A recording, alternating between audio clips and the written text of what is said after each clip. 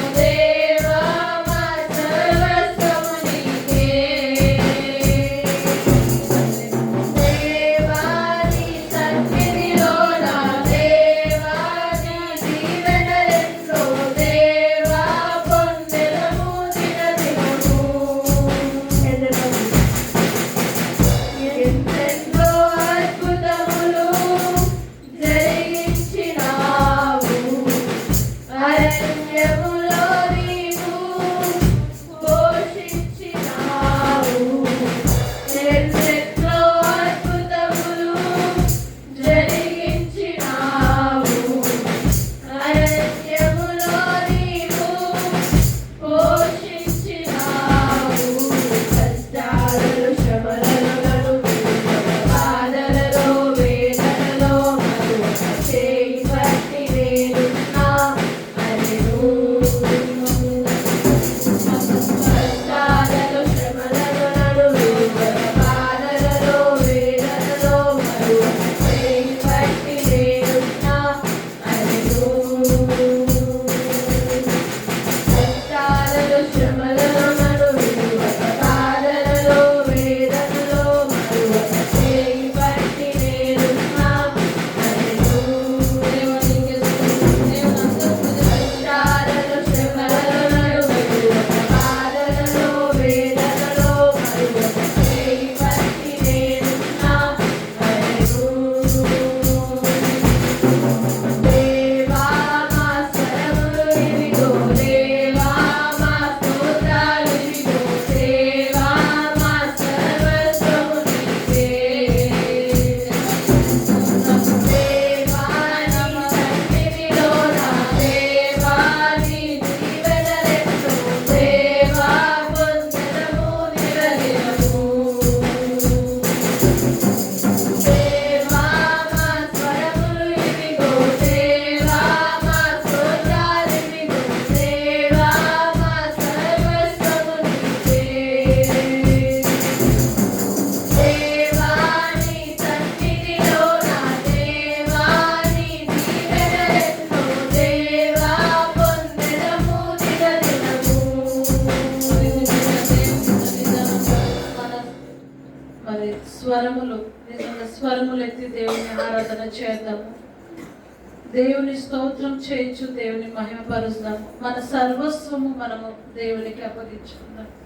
నిజంగా మనల్ని మనము దేవునికి అప్పగించుకున్నప్పుడు నిజంగా ఆయన సన్నిధానంలో దేవుడు మరి మనకెన్నో దీవెనలు కుమ్మరించే గొప్ప దేవుడు. నిజంగా దినదినము కూడా దేవుడు తన కృపలో మనల్ని, తన వాత్సల్యతలో మనల్ని నడిపిస్తున్న గొప్ప దేవుని మనం కలిగి ఉన్నాం. దేవుని స్తోత్రాలు చేద్దాం. నిజంగా ఇశ్రాయేలు ప్రజలను అరణ్యములో దేవుడు అద్భుతంగా పోషించాడు. అన్ని లక్షల మంది. నిజంగా ఎంత గొప్ప దేవుడు అండి. మరి నిన్న నేడు నిరంతరం ఏకరీతిగా ఉన్న గొప్ప దేవుడు. ఆనాడు మన పితరులను పోషించిన దేవుడు ఈనాడు మనల్ని కూడా పోషించే సమర్థుడు, సామర్థ్యత కలిగిన గొప్ప దేవుని మనం కలిగి ఉన్నాము. నిజంగా ఎంత గొప్ప దేవుడు అండి. అందుని బట్టి దేవుని స్తుతిస్తాం.